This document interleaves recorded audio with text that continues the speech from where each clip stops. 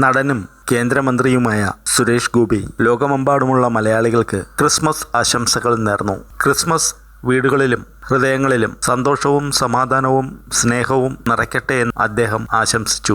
യേശുക്രിസ്തുവിന്റെ തിരുപ്പിറവി ആഘോഷിക്കുന്ന വേളയിൽ ജീവിതത്തിൽ കഷ്ടപ്പെടുന്നവരെയും ഓർക്കണമെന്നും അവർക്കായി സ്നേഹവും പിന്തുണയും നൽകണമെന്നും സുരേഷ് ഗോപി പറഞ്ഞു. സമൂഹ മാധ്യമങ്ങളിൽ പങ്കുവച്ച പോസ്റ്റിലൂടെയാണ് കേന്ദ്രമന്ത്രി ആശംസകൾ അറിയിച്ചത്. എല്ലാവർക്കും സന്തോഷകരമായ ക്രിസ്മസ് ആശംസിക്കുന്നു.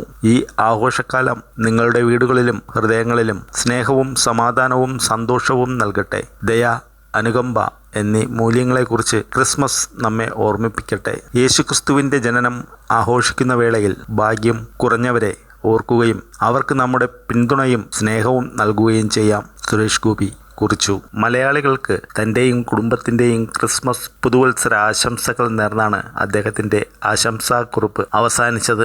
ലോക്സഭാ തെരഞ്ഞെടുപ്പിൽ വിജയിച്ച് കേന്ദ്രമന്ത്രി ആയ ശേഷമുള്ള സുരേഷ് ഗോപിയുടെ ആദ്യ ക്രിസ്മസ് ആണിത്. മലയാളികളുടെ പ്രിയപ്പെട്ട നടന് ആരാധകരും ക്രിസ്മസ് ആശംസകൾ നേർന്നു.